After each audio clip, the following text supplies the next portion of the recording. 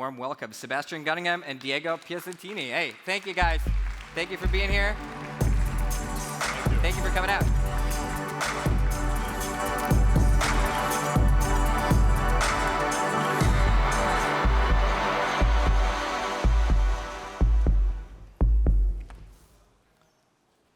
Good morning, actually, good afternoon, everybody. So I'm actually going to start first because I'm the older of the two.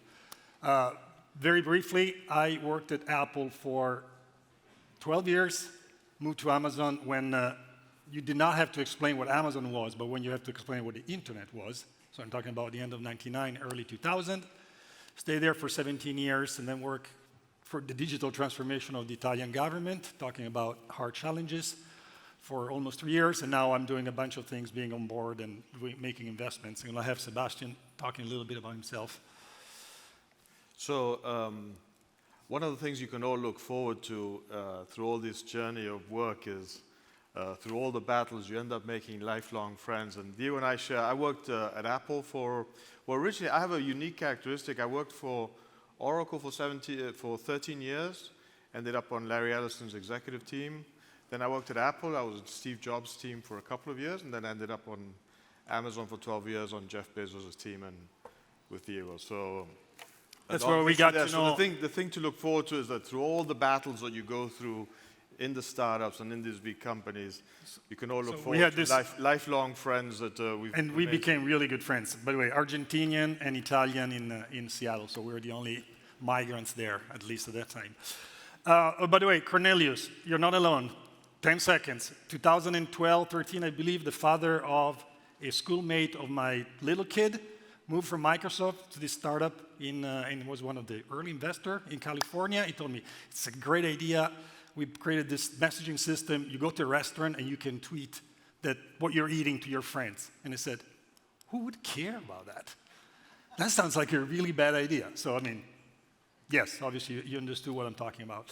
So, although Sebastian and I came from deeply technological companies, although I'm an economist by education, so I learned to work in a technology company, but I would not define myself a technologist, otherwise all technology people would get offended.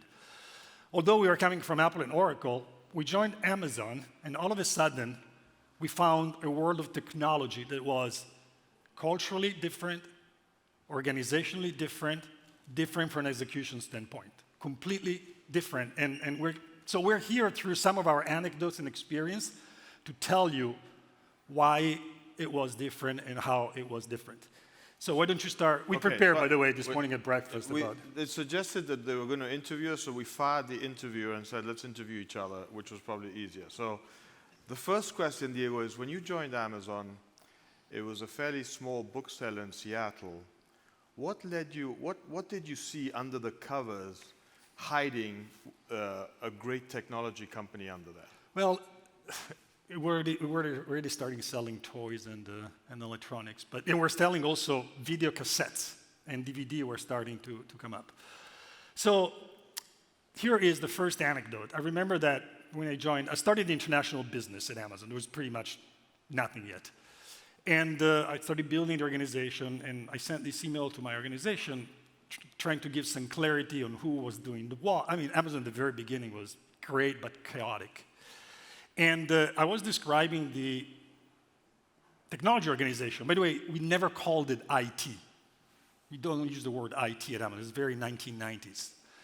And Jeff Bezos read the email, and he usually read it in 7 seconds, got immediately the 3 points. He asked me this question. So you described the technology organization, but where do you, because I was separating service functions from core businesses, and he goes, so, but where do you put technology? The point is that I did not think about it, but I didn't know how to read the crowd, and immediately responded like, obviously, it's a core piece of the business. And he goes, and he realized that it was like giving him the right answer, but I really not thought about it. And he goes, okay, remember, here at Amazon, technology is not a service function. Technology doesn't serve the business. It's not like the business designs the requirements and technology goes and execute, which is, by the way, the word where I was coming from, even if I was coming from a technology. That's number one. decentralized, and you want technology people that understand the business. Also because business people in general don't understand technology. Believe me, it's easier for a technology person to understand business rules than the other way around. And the second one was when Jeff was going into the details of, at some point, really even looking at the code, if you remember, right? Yep. And he was telling the room, remember guys, he saw something he didn't like. Software developers are not order takers. If business people tell software developers what to do and a software developer does it without replicating back what he thinks is not right or she thinks is not right, you are in the wrong place. So technology is not a service function. Technology needs to understand the business, often better than the business people, and software developers are not order takers. Those were the first 3 episodes in the first 6 months. It is true that Jeff used to spend hours, 10, 12 people on the executive team, looking at, you guys won't believe this, looking at pieces of code and trying to optimize every single line, or trying to cost out the code. And customer experience and UI. It was, and so this was, imagine that the executive team, we would literally spend hours looking at lines of code. That's how much detail went into building. So what's an example for you instead of, that made you realize how powerhouse was Amazon in terms of technology? And I see it today. By the way, I'm also chairman of a large bank in Europe, so I do reflect on some of the conversations about the future of some of these incumbents. I think that one thing that Amazon got right at the beginning is that they would never view technology as, we didn't ever have a VP of technology at Amazon. This is like having a VP of electricity. Like it doesn't make, you don't have VPs of electricity. There must have been a VP of electricity in the beginning days of electricity. Listen, there's this great thing, if you plug yourself into the wall, magic will happen, right? And Amazon figured this out very early, and these were some decisions that were made by some of the technical people where they created this service-oriented architecture in the belief that everybody who owns a customer, if you own the checkout pipeline, if you own customer reviews, if you own Alexa, you own your own technology. And if you look at under the covers at Amazon, it's chaos, and it works beautifully. And the reason is that I think the number one reason for why it works as technology is that everybody runs at the technology runs at the speed of what your customer. Like in the checkout pipeline, you change a font, and it's plus or minus, $1 billion. In the customer review stuff, you should change your code every day and be experimenting stuff. So that's number one. Number two is, Diego was mentioning, in a hospital, the guy who runs the person who runs the hospital and the brain surgeon are both in the medical field. But don't confuse them. Because if you need somebody to open up your brain, make sure it's the brain surgeon, not the hospital manager. And every company in the world has technology today, and everybody has, but why is it that some companies do so much more with technology than others? You can pick banks. Banks was and the reason is Amazon understood very early on the difference between the surgeons and the hospital manager, which are both very important, by the way, but we optimize viciously for the people that were building the software. And the third thing I'd say that what made Amazon different is the luxury of data. Every day we used to look, and you should look at this yourselves, where humans were making decisions, Jeff would push all the time, and he'd say, can a machine make a better decision? Now this is a bit of a depressing discussion if you're a human, but machines can do things a lot better. It looks like they're going to drive cars better than humans. And so we would look at everything, whether it be inventory and pricing, and I'm involved with a high fashion site right now, and say, well, but the people that curate the fact that it's going to be purple next season and not yellow, like we would ask for those questions, even with fresh food. Is this banana more better than this other tomato, or whatever?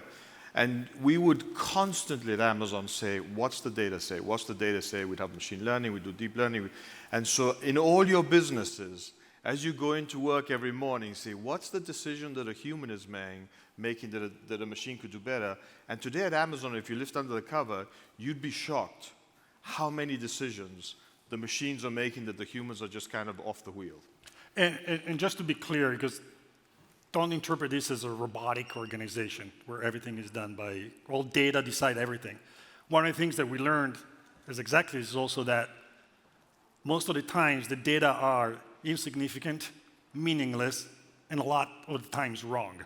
So you need to have data, but you need to also know how to use them, know how to read them, know how... If the data smelled wrong and the decision was counterintuitive, most likely the data was wrong. And in fact, that's why you learn to dive deep into the part of the data. Sorry, I thought. So, the second question that we prepared is, you spent 17 years at Amazon. Now you get to look back. The company, like all big companies, starts to change. And what lessons did you take away that you think, you've talked to others, that you think is different?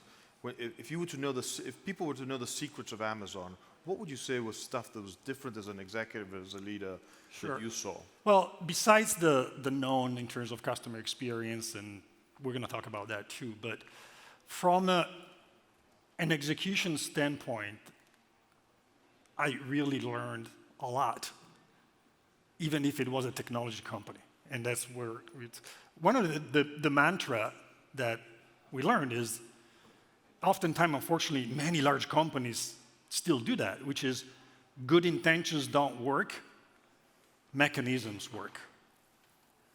And that's as simple, this is a simple, obvious truth, but too many large organizations, they just are driven by good intentions, objectives, so by the outputs, and not by the mechanisms, hence the inputs that generate those outputs. And I'm going to give you, again, through an anecdote, but at the very beginning, I think he escaped that, because he joined in 2006. 99, 2000, 2002, 2003, I think, we managers, software developers, everything, at some point after Thanksgiving, drop the pen, drop the keyboard, go work in the warehouse. Because we couldn't plan, and the internet demand was very, very high. And we also worked in customer service. I mean, this was Christmas season where we... Oh, Christmas season, we just have to fulfill customer needs, stop writing software.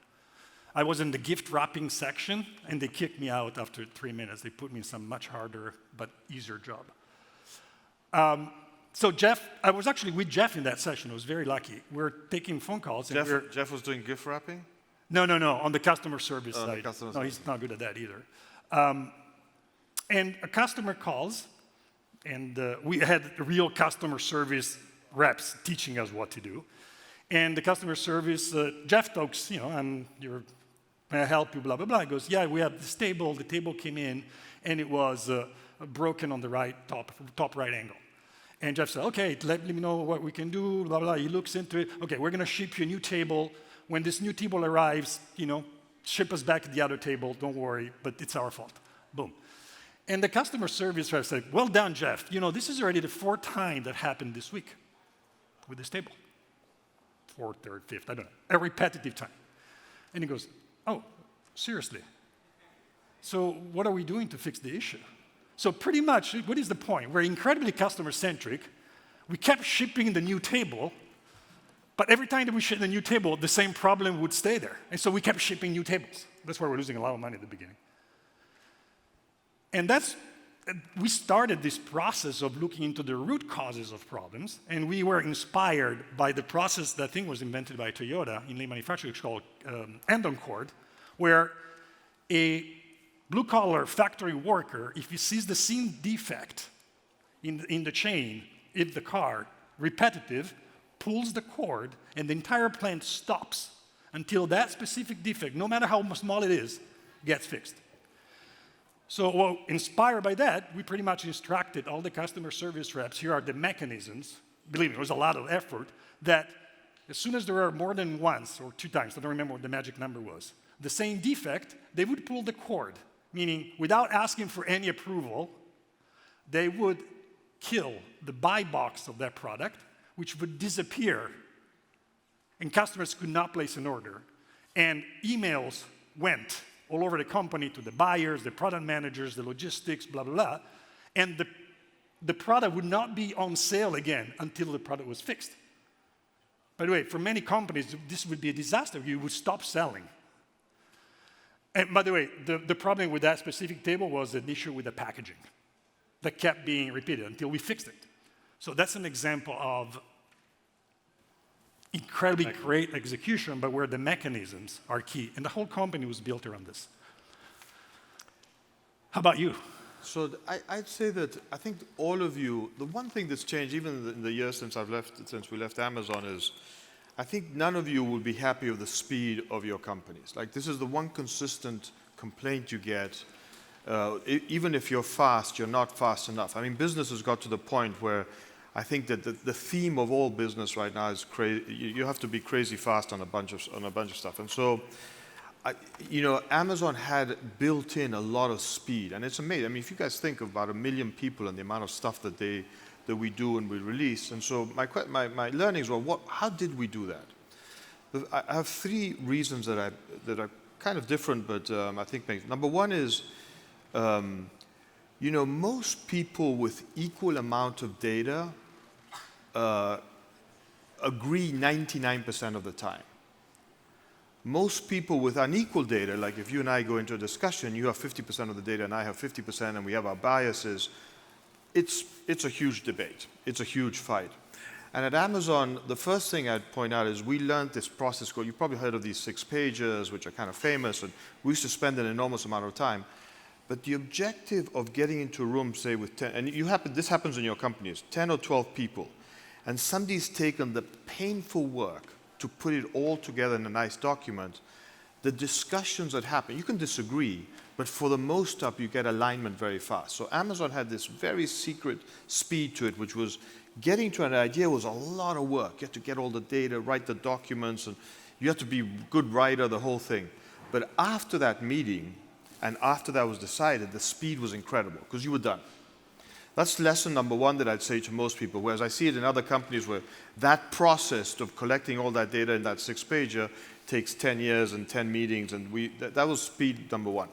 Speed number two is, you've heard Jeff say this, companies, as you grow, tend to treat all decisions the same. And Jeff introduces it as this one-way and two-way doors, which basically some decisions literally just make the decision. The worst case is you're going to lose money. Other decisions you ought to think about carefully.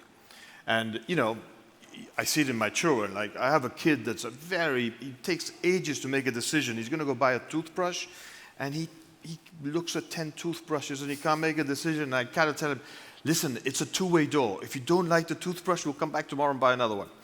And so companies make all these decisions they put the same friction in all decisions. Amazon, it was very clear in the chain of command what was one-way door and what was two-way. Obviously, if you wanted to change the Amazon logo, all bets are off. That's going to be a very high-friction decision.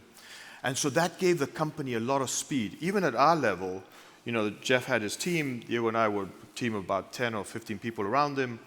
And all the decisions, we used to just keep very few decisions to us, which were the one-way door, and the rest was just pushed into the organization. And there was some ugly stuff that happened. Oh yeah, but that was speed number two. You get bad things out of this, but you also get a lot of great things. And then the third lesson, which is a little bit of a weird one, is compensation. I don't know if you guys know, but at Amazon there are no bonuses, no commissions. There's just one. Our salary was, I think, our base salary 160 was 160,000 base salary, and all the rest was dollars. That was it. So there was no, in January discussing bonuses and commissions and you made your quota, none of that. And my learnings having been in companies... Sorry, plus equity, obviously. He admitted that. It was right, so my learning, having been at companies like Oracle, where 80% of your compensation was variable, and where the executive team would fight about $100. Kill each other. At Amazon, there's none of that. And it's amazing the alignment you get. Because, when you decouple compensation from performance, it's a very clean product. At Amazon, you can get fired for bad performance. That's a separate problem. But it doesn't affect the pay every year. And I thought that was a very clever thing that Jeff did right at the beginning. It's hard to implement.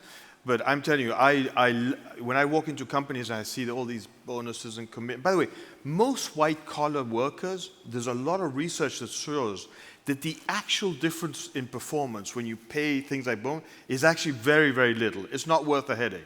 Most people in this world, in these kind of industries, come to work and put 120% every day. So it doesn't matter if you pay them bonuses or commissions. Just pay them well and keep it simple. So I'd say the third reason that Amazon got so much speed is that we among us as executives, since the money discussion was taken out, I used to move 100 engineers to Diego overnight if I had to.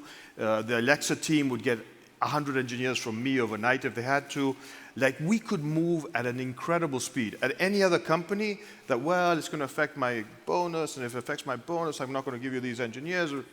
None of that. And so those were my 3 lessons looking back. That's great. And by the way, obviously, the trend of the share price of Amazon helped a lot with this scheme, just to be clear. Yeah. Although there are times where it was not going up, it was going down. It tells me we're done here, but... Oh, okay. Open up the floor to questions Oh. as well. So that's why. But, you know, this conversation is so Oh, great. we have one more thing. Do you mind? Yeah, no, Like, please, please. 3 minutes. So, talking about customer lessons, right? We wanted to do all of that is connected always to put the customers in front of every decision. So it's all true what we did. Customer working backward. A typical customer decision that is a integration of many different points is pricing. We would always match the lowest price, and that was the principle, then was the machine executing, even if the price was lower than the cost we bought it at. Because the principle was, if we didn't buy well, because we have bad buyers, we should not have our customers pay for that. We should take the consequences of that. That's an example of the price. You think Amazon never started dropping prices before others. We would always match. And if we match, it's because we decided that our customers do not deserve to pay less, to pay more than other places. And that's the overall pricing strategy, which is driven by this decision. Should we open it up to questions? yeah, very happy. Does anybody have any questions? Customer feedback? We can talk all day. Anybody get a broken table recently? No. Yeah. Oh, microphone's coming. You talk about a high-performance organization where people work really hard. What do you do with people that want to take a more leisurely pace but are still really smart? Can you incorporate that? Take people what?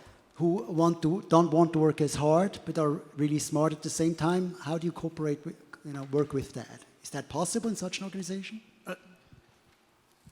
I had a few examples. I mean, it depends on how good the quality of the outputs of those people are. Somebody's really, really good, just wants to work 80%. And we had people that were simply very good at one specific thing. And actually, we did celebrate people that were full of weaknesses, but had a couple assets that were so good that would delete all the weaknesses. Now, you need to make sure they don't create collateral damage. And most of the people maybe ended up in being single contributor versus manager. But yeah, you can make it coexist as long as you don't become a bureaucracy. I think, we're all the internet does not go to sleep on Saturday and, take days off. And so, it's like customers do shop. So you are facing a world which is really real time. And Jeff used to say this also. He used to hate the idea of work-life balance. He used to think more about work-life harmony. And we're all in a process of trying to figure out what it means to work hard. The chief architect for AWS for the last 10 years was living on a boat. I don't know if it actually just came out in the press that he's now actually got an office boat and is actually going to be at AWS full-time. And so that's, in Amazon, we really optimize for the brains, the creativity, and we didn't pay much attention to whether you worked hard or not. What ends up happening is most people like that do work hard. But I think it's a really good question. I look back and I say, geez, I was surrounded by people that were really 24 hours. We all were all the time. And I think it would be hard to survive in most organizations like this if you were, anyway, I don't know how you define laziness, but it would be a hard one. Just other interests in your life that maybe basically take up your Friday, for instance. Oh yeah. But again, I think that it depends. But by the way, it depends on the roles, right? You have some roles where you just can't walk out at any moment. But there are some other roles that do you want to take off Friday and work 16 hours the next Monday? Sure. Then Amazon has no time check or time control. It's all depending on A, your judgment, and B, your deliverables. And then, again, the role. There are some roles where you can do that, some others where you can't. I mean, I worked at Oracle, at Apple, at Amazon, and these places were very intense. So I don't I can barely relate to, these are all Silicon Valley type cultures, and it's America, and I'm from Argentina. Like, this is a crazy. It's not healthy in some ways, but these were crazy environments. I'm asking this because I allow my employees to work 80%, and I wonder if I make a mistake. You'll find out one way or another. I mean, That's true. I love it. We've got time for one more question. All right. So thank you for handing it over. My question, you talk a lot about data, which is, we all know, the most important thing, and you make customer experience really great as an Amazon customer. I know this. So when you provided the data, when you took out the data, did you provide it differently to the individual departments, or did you, just put the data out and everybody could pick and choose whatever they wanted to, or was it really provided separately? At the very beginning, you better know how to write SQL, even if you're a buyer. But obviously that over time. So it took us some time to make a very easy to use data warehouse. We spent endless, really bad meetings on how bad our data warehouse was. But the ultimate goal is that they built user interfaces for which you're a buyer. You need those data, and you go and pick them up. Again, depends on the decisions, right? Mm-hmm. And then you need to put levels of authorizations, level of permission. I mean, it's not like free access to everything. But the ultimate goal is data should be used by everything to make decisions. Hence, you need to build the tools that are so easy for everybody to use them. You do not need to know SQL anymore to do it. Yeah. That's pretty much what it is. But it depends on the type of decisions. Yep. Yeah, I mean, if you looked under the covers at Amazon, every enterprise, if you look at the PowerPoint, it says, all these systems, there's a nice, beautiful data lake at the bottom, and the world functions. It's chaos. There are, and especially in a business like that, you have multiple sources. But, when you have the engineering teams that always were searching out the data, stuff happens. And you find it, and so I think, like all organizations, Amazon, as it keeps growing, I was interviewing somebody for another that came from the fulfillment centers, and they were saying, God, I wish we could get the data from this piece of the company to predict how we do the storage and the binning. And so even within the company, there's always opportunities. It's a massive flow of data. I mean, you picture every click on the website by billions of people every day around the world is recorded, and it's a massive volume of data. And so I think, honestly, Amazon does it probably as good as anybody. Maybe, I don't know Google, but Google's probably pretty good at this stuff. But you're never in. The day you're done is that a minute later you're not done. Because there's a new system and a new business and a new set of data. And by the way, the hackathon here is going to be super fun because every year that goes by, the amount of data that's available through APIs makes the possibilities of what we're going to see in the next 2 days is going to be amazing stuff. I mean, definitely. I think also as technology changes, there's trends and new opportunities, and it's faster to develop things. And as you saw with the Hack Zurich look back we did to last year, we've had a company come out of this. We've had a few happen, and it develops over time. Yeah. And by the way, even at Amazon, we had tens of thousands, if not more than that, software resources. People will still say we don't have enough. So I'm sure that's the case of all your companies. I don't have enough, but we didn't have enough in Amazon too. So. Cool. Guys, thank you very much for taking the time. If you're going to be around, I think a lot of people would love to pick up this conversation. I truly appreciate it.